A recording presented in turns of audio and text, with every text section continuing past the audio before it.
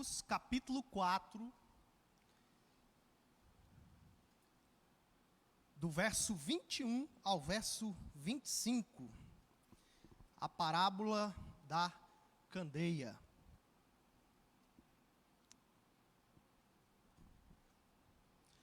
Marcos capítulo 4, verso 21 ao verso 25. Amém? Todos acharam? Acompanhe comigo a leitura da palavra do Senhor. Assim diz a palavra de Deus. Também lhes disse: vem porventura a candeia para ser posta debaixo do alqueire ou da cama? Não vem antes para ser colocada no velador? Pois nada está oculto senão para ser manifesto, e nada se faz escondido senão para ser revelado. Se alguém tem ouvidos para ouvir, ouça. Então lhes disse, atentai no que ouvis, com a medida com que tiverdes medido, vos medirão também, e ainda se vos acrescentará. Pois ao que tem se lhe dará, e ao que não tem, até o que tem lhe será tirado. Amém, meus irmãos? Vamos orar mais uma vez? Soberano Deus, eterno Pai, exaltado e glorificado seja o teu nome, Senhor. Muito obrigado pela tua santa e bendita palavra, obrigado pelo privilégio de termos ela, Senhor, em nossas mãos, a escritura completa, única e suficiente, Senhor, a nossa regra de fé e prática. Muito obrigado, Deus, por ter nos deixado ela para nos instruir, para nos corrigir, para nos exortar, para nos animar e nos fortalecer, Deus. Que nessa noite nós possamos ser alimentados, Senhor, pelo esse importante alimento espiritual que é a tua palavra. Que possamos sair daqui edificados e alimentados por ti, ó Pai, em nome de Jesus. Que teu nome seja glorificado nas nossas vidas, ó Deus, ministrando aos nossos corações tudo aquilo que o Senhor tem para ministrar a cada um de nós, de maneira especial e específica, Senhor. Em o nome de Jesus que nós te oramos e te agradecemos. Amém. Meus queridos irmãos, na oração do Pai Nosso, o Senhor Jesus Cristo nos ensinou a orarmos. Pai nosso que estás nos céus, santificado seja o teu nome. Venha o teu reino. Faça-se a tua vontade, assim na terra como no céu. Jesus nos ensina, meus irmãos, que nós devemos orar pedindo para que o reino de Deus venha. E nós, como cristãos que somos, nós sempre falamos a respeito do reino de Deus.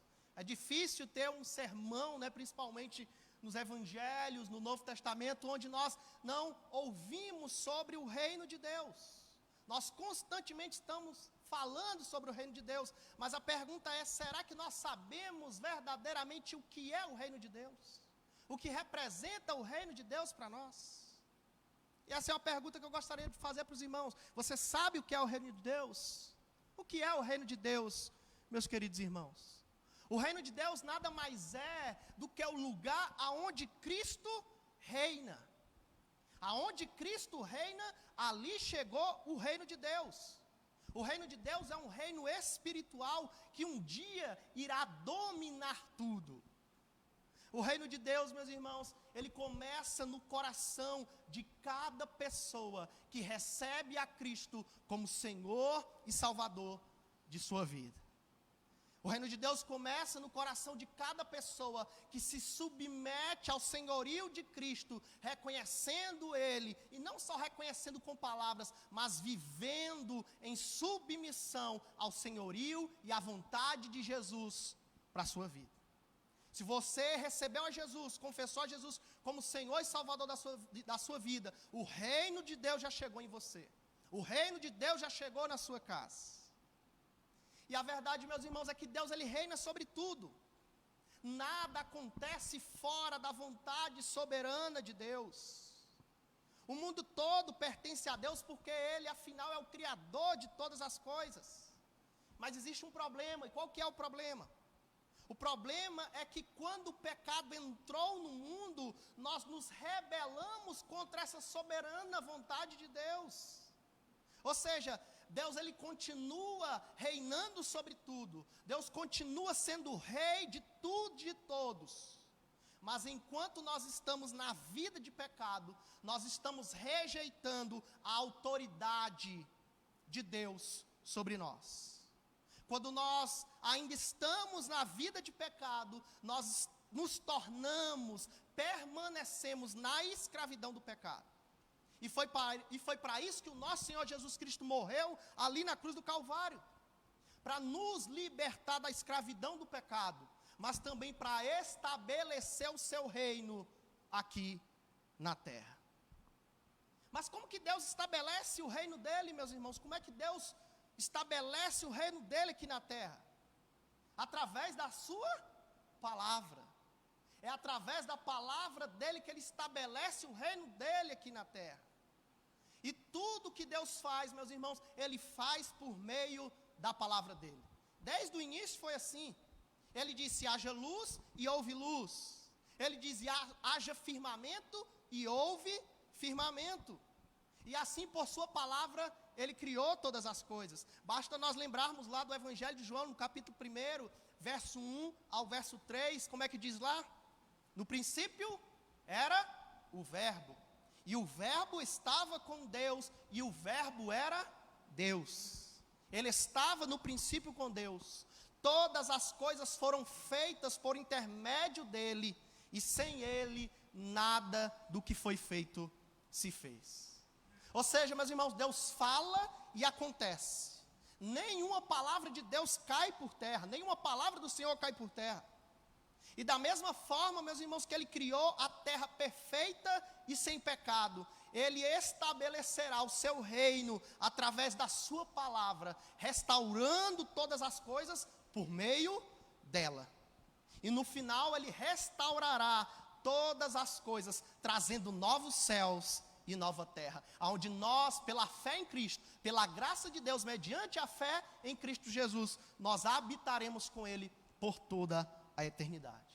E o fato é que ele já começou a fazer essa restauração, e ele começou a fazer essa restauração no mundo pelo poder da palavra dele. E é sobre isso que nós falaremos, meus irmãos, nessa noite, sobre o poder da palavra na implantação do reino de Deus. E nesses versos, meus irmãos, que nós acabamos de ler, existe uma parábola essa que está ligada com outras duas a seguir, né?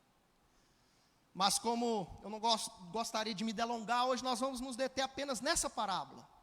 Parábola essa que nos traz, meus irmãos, um grande ensinamento. E esse grande ensinamento nos traz algumas implicações para a minha vida e para a sua vida, que eu gostaria de trazer nessa noite para os irmãos. Mas o grande ensinamento, meus irmãos, incutido nesta parábola da candeia que Jesus contou, é o poder que a palavra tem para iluminar a verdade. Esse é o grande ensinamento incutido aqui nesses 5 versículos. O poder que a palavra tem para iluminar a verdade. Mas olha só o que é que o texto diz, meus irmãos, acompanhem comigo o verso 21 e o verso 22. Olha o que o relato bíblico diz. Também lhes disse: vem porventura a candeia para ser posta debaixo do alqueire ou da cama? Não vem antes para ser colocada no velador? Pois nada está oculto, senão para ser manifesto, e nada se faz escondido, senão para ser revelado. Perceba só como é que Marcos ele começa esse relato, meus irmãos. O texto diz aí no verso 21, no início do verso 21, também lhes disse. Então perceba que Marcos, o evangelista Marcos, ele começa usando o advérbio de inclusão, também. E por que Marcos inicia com esse advérbio de inclusão, meus irmãos? Porque ele tinha o intuito de dar continuidade àquilo que ele estava relatando no texto anterior, do primeiro verso até o verso 20. Ele está querendo conectar essas duas parábolas. Como nós vimos no último sermão que eu preguei aqui, talvez os irmãos não vão lembrar, porque já faz 3 meses, 12 semanas. Mas Marcos, ele relatou, meus irmãos, nos últimos versos, nos primeiros versos desse capítulo 4, o episódio em que Jesus pregou a parábola de quem? Do semeador. que semeava as sementes da palavra nos corações das pessoas. E essas pessoas respondiam de diferentes formas a esta semeadura. Então nós podemos entender que essa parábola seguinte, essa parábola da candeia, ela vai tratar da mesma coisa. Ou seja, tratar da palavra de Deus que germinou e frutificou nos corações férteis.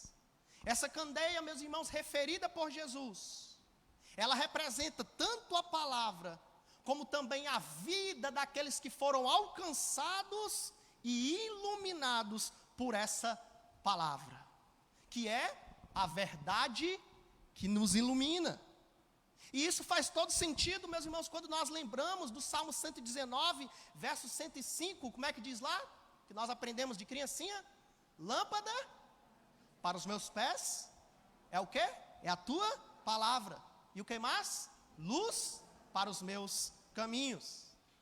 E também lá na continuação do primeiro capítulo do Evangelho de João, do verso 4, verso 5, o apóstolo João, ele vai dizer: a vida estava nele, e a vida era a luz dos homens. A luz resplandece nas trevas, e as trevas não prevaleceram contra ela. Ou seja, meus irmãos, Jesus é a luz. Ele mesmo disse certa vez: eu sou a luz do mundo. E ele também é quem? A palavra. Porque é a palavra, meus irmãos, que ilumina aqueles que estão em trevas. E certa vez Jesus também virou para seus discípulos e disse: olha, vós sois a luz do mundo. Ele disse que não somente ele era a luz do mundo, mas os discípulos dele também são a luz do mundo. Portanto, meus irmãos, sabendo que essa candeia é tanto a palavra, como também aqueles que são iluminados por ela, essa parábola que nós lemos aqui nos traz algumas implicações para as nossas vidas. E a primeira implicação, meus irmãos, que essa parábola nos traz, que esse grande ensinamento nos traz, o poder que a palavra tem para iluminar a verdade. A primeira implicação é que a palavra, meus irmãos, ela não pode ficar escondida. Como é que diz no verso 21? Vem porventura a candeia para ser posta debaixo do alqueire ou da cama? Não vem antes para ser colocada no velador? Então Jesus diz que uma candeia, ela não foi feita para ser colocada debaixo de um alqueire. O que seria um alqueire, meus irmãos? Era um instrumento muito usado pelos comerciantes para se medir os cereais. Então alguém ia comprar cereais ali, eles pegavam o alqueire e mediam, era uma espécie de cesto, para se medir os cereais. Então Jesus diz: olha, a candeia não foi feita para colocar debaixo do alqueire, nem debaixo da cama, mas ela foi feita para ser colocada onde? No velador. E o que era o velador? Era um suporte aonde a candeia era colocada para ela ficar mais alta e poder iluminar ali todo o ambiente da casa. E aí a pergunta é: o que é que Jesus estava querendo ensinar para os seus discípulos dizendo isso? O que é que Jesus quer nos ensinar, meus irmãos, dizendo que nós não podemos colocar uma candeia debaixo do alqueire ou da cama, mas devemos colocar ela no velador? Jesus está querendo nos dizer, meus irmãos, nós como discípulos dele, que não se pode esconder a verdade. Nós não podemos esconder a verdade. Verdade essa que é o quê? A palavra de Deus. Essa palavra, ela não pode ficar escondida. Essa palavra, ela deve ser anunciada, ela deve ser pregada e ensinada a todos. E por que Jesus estava ensinando aquilo para aquele povo ali da época, meus irmãos? Porque os fariseus, os líderes espirituais ali da época, haviam escondido a verdade da palavra de Deus, escondido a verdade da palavra de Deus debaixo de um conjunto de regras e normas tão somente humanas. E Jesus estava ali agora pregando para aquele povo, anunciando a verdade. Como se ele estivesse dizendo para aquele povo: olha, os líderes espirituais de vocês esconderam a verdade por muito tempo, mas agora eu estou anunciando essa verdade, e vocês também devem anunciar essa verdade. Vocês não podem esconder essa verdade, mas devem iluminar todos que estão em trevas por meio dessa verdade que ilumina. E meus irmãos, por que isso é importante para nós hoje? Porque hoje em dia existem muitos ditos líderes espirituais que fazem a mesma coisa que os fariseus faziam na época, que escondem a verdade de Deus debaixo de normas e regras humanas, que esconde a verdade de Deus debaixo de um falso evangelho da prosperidade, ou de um falso evangelho antropocêntrico, aonde Cristo não é o centro, mas o homem é o centro, com a mensagem e o ensino voltado para os anseios e as vontades humanas, e não para a glória de Deus. E é por isso que nós precisamos anunciar essa verdade. Por isso nós, como cristãos verdadeiros que somos, precisamos levantar a candeia da verdade e pregarmos o evangelho do nosso Senhor Jesus Cristo. O verdadeiro evangelho, o evangelho da cruz, que liberta e transforma, não de fora para dentro, mas de dentro para fora, meus irmãos. Nós não podemos nos calar diante dos falsos ensinos, que muitas vezes são pregados tão perto de nós. Algumas semanas atrás eu postei um vídeo, não sei quantos viram, de um famoso pregador pentecostal que se enveredou para essa teologia da prosperidade. E nesse vídeo mostra a pregação dele há uma década atrás, talvez uma década atrás, e agora a pregação dele hoje em dia, totalmente contraditória, pregando a favor daquilo que ele pregava contra antigamente. Um evangelho totalmente distorcido, que não tem nada a ver com o ensinamento de Jesus. E aí eu postei esse vídeo. Aí teve uma irmã lá de Fortaleza que comentou lá dessa forma: o que eu vou fazer é orar por ele. Ou seja, em outras palavras, ela estava querendo dizer o quê? Lucas, você não deve fazer isso. Expor o pregador, ou como dizem por aí afora, o ungido do Senhor. Você não deve fazer isso, você deve orar por ele. E eu comentei lá para ela: minha irmã, nós devemos orar sim para que ele se arrependa e se volte para a verdade do evangelho, mas nós devemos denunciar os falsos profetas, porque é isso que as escrituras nos ensinam. Nós não podemos nos calar, meus irmãos, porque se nós nos calarmos, nós estamos colocando a candeia da verdade debaixo do alqueire, debaixo da cama. E como cristãos que nós somos, nós precisamos ser corajosos e denunciar os falsos mestres, para que as pessoas saibam que esses homens que eles seguem muitas vezes não servem a Deus, não pregam o verdadeiro evangelho. Então não se acovarde, levante a candeia da verdade. A segunda implicação, meus irmãos, que esse texto nos traz, que essa parábola nos traz, é que o cristão também não pode ficar escondido, já que a candeia é tanto a palavra como aqueles que foram iluminados pela palavra, o cristão também não pode ficar escondido. Mateus capítulo 5, verso 16, o Senhor Jesus certa vez disse para os seus discípulos o quê? Assim brilhe também a vossa luz diante dos homens, para que vejam as vossas boas obras e façam o quê? E glorifiquem ao vosso Pai que está nos céus. Ou seja, nós como cristãos precisamos sair debaixo do alqueire, sair debaixo da cama, precisamos iluminar aqueles que estão em trevas, meus irmãos. As pessoas precisam saber que você é cristão, guarde isso. As pessoas precisam saber que você é cristão. Mas quando eu digo que as pessoas precisam saber que você é cristão, eu não estou querendo dizer que você tem que andar com a camisa escrito bem grande: eu amo Jesus. Não é isso. Eu não estou querendo dizer que você tem que colocar a Bíblia debaixo do braço e para onde você for, você tem que carregar a Bíblia para que as pessoas olhem para você e saibam que você é cristão. Não, não é isso, meus irmãos. As pessoas precisam saber que você é cristão olhando para a sua vida. É com sua vida que você precisa demonstrar que serve ao Senhor Jesus, com as suas atitudes, com os seus posicionamentos, com as suas posturas, ou seja, com o seu modo de viver, de forma que naturalmente as pessoas possam olhar para você e ver: essa pessoa é diferente, esse camarada é diferente, essa mulher é diferente, esse jovem é diferente, este homem é diferente. Por que ele é diferente? E elas vão começar a observar a sua vida como já fazem, e vão entender por que você é diferente. Porque um dia a verdade do Evangelho iluminou seu coração. Porque um dia a verdade do Evangelho te tirou do império das trevas e te transportou para o reino do Filho do seu amor. É com a sua vida que você precisa demonstrar que é cristão. Por isso, não fique escondido. Não seja um crente 007, né?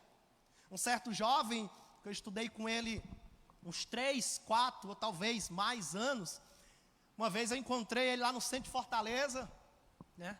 E eu não sei como, na conversa lá, ele falou que, né? Ô Lucas, eu vi tal dia você pregando, eu não sabia que você era crente, agora não sabia que você era cristão, que bênção, meu irmão. Eu falei, você também é agora? Ele virou para mim e disse, eu sempre fui. Eu falei, sério? Você sempre foi crente? Por que eu não sabia que ele era cristão, meus irmãos? Porque ele não demonstrava isso lá na escola. Porque durante os 4, 5 anos que eu estudei com ele, eu não via Cristo na vida dele. Ele nem sequer alguma vez falou de Jesus para mim. Quanto mais demonstrar Cristo na vida dele. Por isso, meus irmãos, nós precisamos demonstrar para as pessoas, sair debaixo da cama e do alqueire, para que as pessoas possam ver a luz de Cristo em nós. Terceira implicação, meus irmãos, que esse texto bíblico traz para as nossas vidas. Nós precisamos entender que a verdade sempre vem à tona. Vou repetir para você não esquecer. A verdade sempre vem à tona. Olha só o que o verso 22 diz, acompanhe aí na sua Bíblia. Pois nada está oculto, senão para ser manifesto. E nada se faz escondido, senão para ser revelado. Meus irmãos, é impossível nós escondermos a verdade para sempre. A verdade, ela é imprisionável, se é que essa palavra existe. Não tem como você aprisionar a verdade, meus irmãos. A verdade, ela hora ou outra, ela se liberta, ela prevalece. Ninguém jamais consegue agarrar e esconder a verdade para sempre, jamais.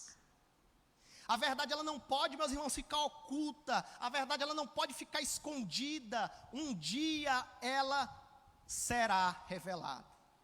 Ou aqui nessa vida, ou no dia do juízo final.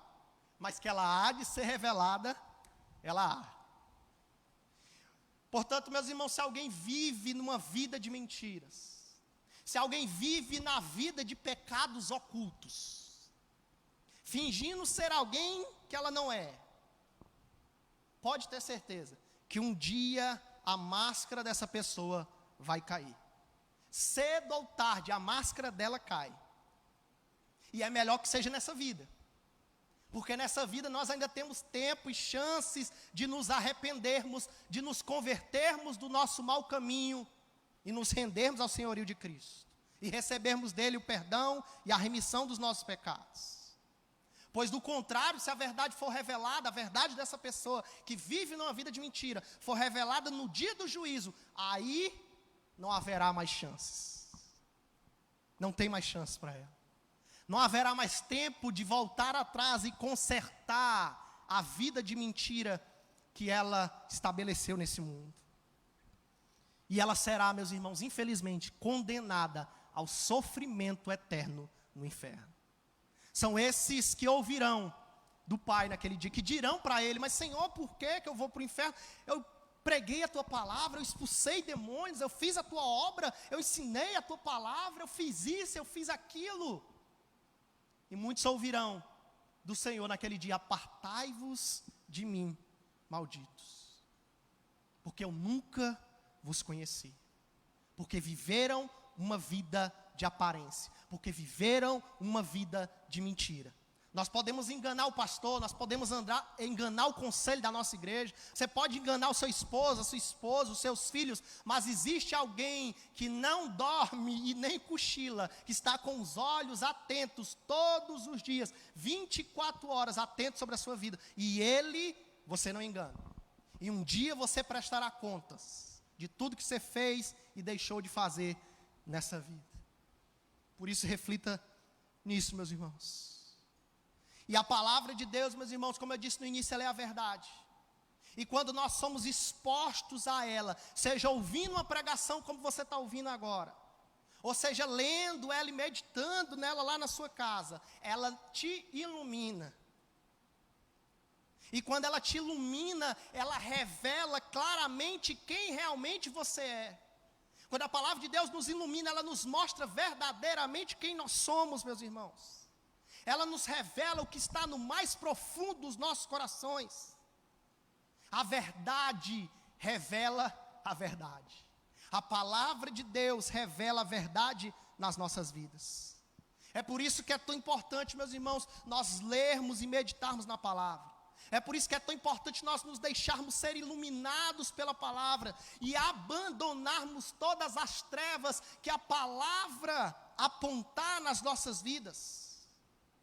E depois disso, só depois disso, anunciarmos a verdade.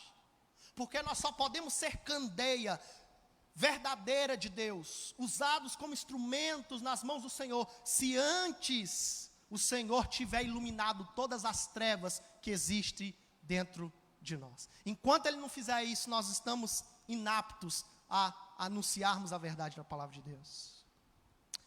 Quarta implicação que esse texto traz para as nossas vidas, meus irmãos.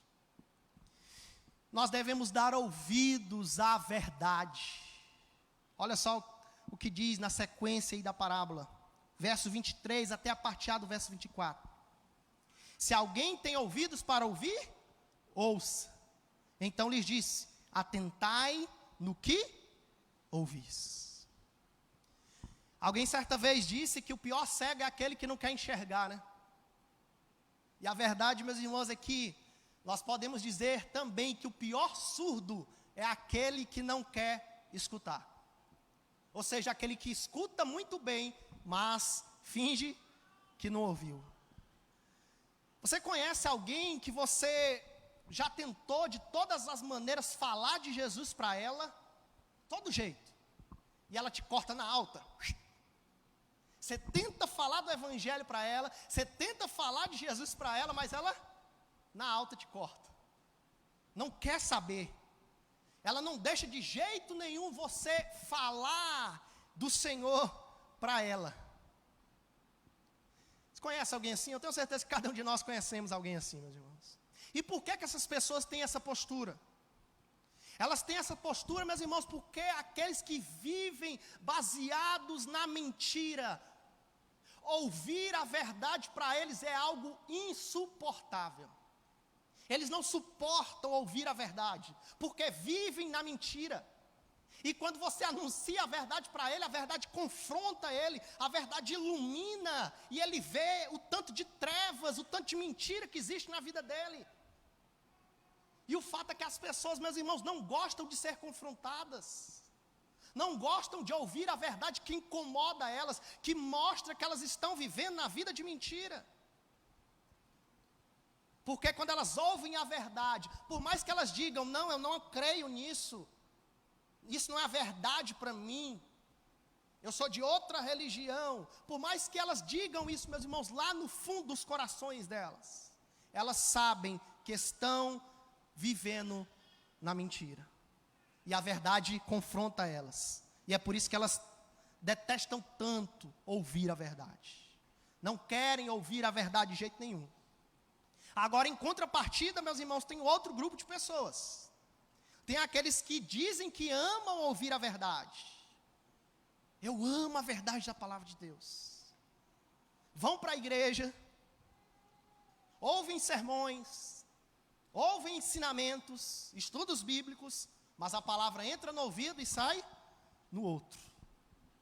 E por que disso? Porque eles não refletem naquilo que ouvem. E se refletem naquilo que ouvem, eles fingem que não ouviram a verdade. Por que eles fingem que não ouviram? Para não se comprometerem com essa verdade que confronta o pecado deles, que eles tanto amam, que eles tanto são apegados. Então são pessoas que dizem que amam a verdade, mas são hipócritas. Porque vêm dia após dia, domingo após domingo, ouvem sermões após sermões, mas continuam na mesma vida. Não são transformados pela palavra, não são verdadeiramente iluminados pela palavra, porque amam a mentira em que vivem. Por isso, meus irmãos, que Jesus diz que nós devemos dar ouvidos. Se alguém tem ouvidos para ouvir, ouça. Então lhe disse: atentai no que ouvis, ou seja, prestem atenção, porque o que eu estou ensinando para vocês é importante. Vocês precisam não somente ouvir, mas praticar isso que eu estou ensinando para vocês. É isso que Jesus está nos ensinando aqui, meus irmãos. Nós precisamos não só ouvir a verdade, mas precisamos dar ouvidos a essa verdade. Ou seja, praticarmos a verdade das Escrituras. Quinta implicação desse texto para as nossas vidas, meus irmãos.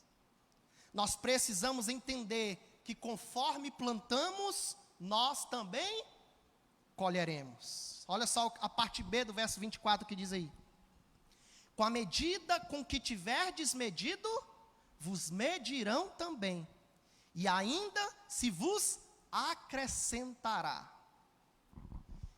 Aí você pode dizer: como assim, Lucas? Aqui está falando é de medida, aqui não tem nada a ver com plantar. Como é que você tirou isso daí? Essa implicação de que nós temos que entender que nós colhemos aquilo que nós plantamos. Meus irmãos, é justamente isso que Jesus está falando aí. Perceba o que é que Jesus está falando. Jesus está falando a respeito da lei da retribuição. É por isso que ele diz: à medida que você medir, você também será medido, e ainda acrescentarão na sua medida. Ou seja, lei da retribuição. Você mede, da mesma forma você será medido. É a mesma coisa da lei da semeadura, meus irmãos, lá em Gálatas capítulo 6, verso 7, que diz que, pois aquilo que o homem semear, isso também colherá. É a lei da semeadura, é a lei da retribuição. Eu costumo dizer lá em Inhapim que é uma das leis que, parece que é uma das leis que Deus mais gosta de cumprir. Ela não erra, meus irmãos, ela não falha. Aquilo que você planta, você colhe. Isso se aplica, meus irmãos, não somente na questão do julgamento hipócrita, né, condenatório, né? Não julgueis para não ser julgados. Eu não vou entrar nesse detalhe, mas o que está falando ali a respeito de julgamento hipócrita condenatório, mas não é somente nesse contexto que se aplica. Essa lei da retribuição, meus irmãos, essa lei da semeadura se aplica em qualquer situação da nossa vida. Se aplica nos nossos relacionamentos, nos nossos estudos, no nosso trabalho e principalmente, meus irmãos, na nossa relação com Deus. Principalmente na nossa relação com Deus. Quanto mais de nós entregamos para Deus, mais bênçãos espirituais nós recebemos do Senhor. Quanto mais você se entrega, meus irmãos, à palavra da verdade, obedecendo a ela. Não estou falando aqui de dinheiro, como os pregadores neopentecostais usam por aí, né? Quanto mais você der dinheiro, mais Deus vai te abençoar. Não, tem nada a ver com isso. Eu estou falando a respeito de espiritualidade, de bênçãos espirituais, meus irmãos. Quanto mais nós nos entregamos da nossa vida em obediência a Deus, mais bênçãos espirituais nós recebemos do Senhor. Quanto mais você se entrega à palavra da verdade, obedecendo a ela, meus irmãos, mais abençoado espiritualmente você será. Então se entregue a Deus, para que você possa viver a plenitude das bênçãos espirituais do Senhor para a sua vida e para a sua família. Tem gente que reclama tanto: por que está tão ruim minha vida? Por que parece que as coisas não se encaixam? Por que parece que sempre tem uma angústia no meu coração, uma preocupação demasiada na minha mente, eu não consigo gozar da verdadeira felicidade, da verdadeira alegria e satisfação? Por que disso? Muitas vezes, meus irmãos, é porque essas pessoas não se entregam a Deus, não obedecem a Deus, vivem virando as costas para a palavra de Deus, e por isso não recebem da plenitude, da bênção espiritual de Deus para as suas vidas. Mas para nós encerrarmos, meus irmãos, a sexta e última implicação desse texto, dessa parábola, para mim e para a sua vida. Nós devemos fazer uso diligente dos privilégios espirituais. Olha só o que é que o verso 25 diz, como que o Senhor Jesus encerra essa parábola. Pois ao que tem se lhe dará, e ao que não tem, até o que tem lhe será tirado. Meus irmãos, como nós vimos no início, nós fomos chamados para ser luz. Nós fomos chamados para brilharmos em meio às trevas, porque nós fomos iluminados pelo Senhor através da sua palavra. E tem uma líder lá na Jocum, quando eu trabalhei como missionário na organização, né, Jovens com Missão, tinha uma líder nossa lá, que ela dizia algo que eu guardei para a minha vida. Ela dizia sempre isso, ela dizia: olha, luz é sinônimo de responsabilidade. E o que é que ela queria dizer com isso? Que quanto mais Deus nos ilumina com a sua palavra, quanto mais conhecimento nós temos, meus irmãos, da palavra de Deus, quanto mais bênçãos o Senhor derrama sobre as nossas vidas, mais responsabilidade nós temos de viver de acordo com essa palavra, de viver de acordo com as bênçãos espirituais que nós temos recebidos do Senhor. Se nós fomos alcançados pelo Senhor, meus irmãos, Ele fez uma obra maravilhosa em nossa vida. E Ele nos capacitou para toda boa obra. E Ele nos capacitou nos entregando dons espirituais. E nós devemos usar esses dons espirituais para abençoarmos a igreja do Senhor, para alcançarmos outras pessoas com a palavra de Deus. Jesus não nos chamou, já falei isso 300 vezes aqui, Jesus não nos chamou, meus irmãos, para sermos uma represa. Jesus nos chamou para sermos um rio, meus irmãos. Ele nos abençoa, Ele nos capacita, Ele derrama bênçãos espirituais na nossa vida, para que nós possamos ser um canal de bênção e derramar essas bênçãos na vida de outras pessoas. Precisamos, meus irmãos, usar os privilégios espirituais que Deus tem nos dado para a glória do Pai. Porque quanto mais nós usamos esses privilégios espirituais para a glória de Deus, mais graça dele nós receberemos, mais bênção dele nós receberemos. É isso que Jesus está dizendo aqui. Pois ao que tem se lhe dará. Ou seja, quanto mais eu tenho e despejo na vida de outras pessoas bênçãos espirituais, mais o Senhor me abençoa, mais graça, mais capacidade o Senhor me dá para me fazer a obra dele. Mas, meus irmãos, se nós formos preguiçosos, se nós ficarmos imóveis, meus irmãos, no reino de Deus, parados, sem fazer nada pelo reino de Deus e pela obra do Senhor, o que é que vai acontecer? Nós atrofiaremos espiritualmente e perderemos, meus irmãos, as bênçãos espirituais que um dia nós tivemos. É como Jesus encerra dizendo: e ao que não tem, até o que tem lhe será tirado. Ou seja, se Deus tem derramado graça sobre a sua vida, se Deus tem derramado bênçãos espirituais sobre a sua vida, mas você não tem sido canal de bênção para derramar essas bênçãos, essa graça na vida de outras pessoas, servindo o reino de Deus, servindo a igreja do Senhor, servindo a obra de Deus, até aquilo que não tem, até aquilo que você não tem, o Senhor tirará da sua vida.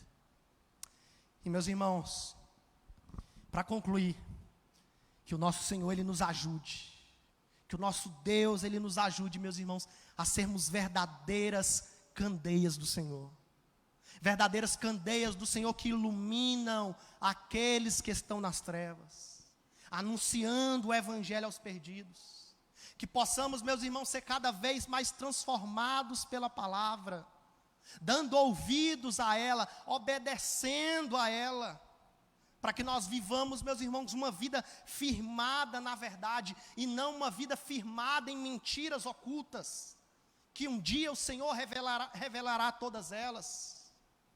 Que possamos, meus irmãos, semear os nossos dons, os nossos talentos, os nossos recursos na obra do Senhor, para que nós nos alegremos na presença dEle, vendo o reino de Deus crescendo no meio a qual nós estamos inseridos. E que Deus, meus irmãos, assim nos abençoe e nos faça verdadeiras candeias nas mãos dEle. Amém, meus irmãos? Que Deus nos abençoe, em nome de Jesus.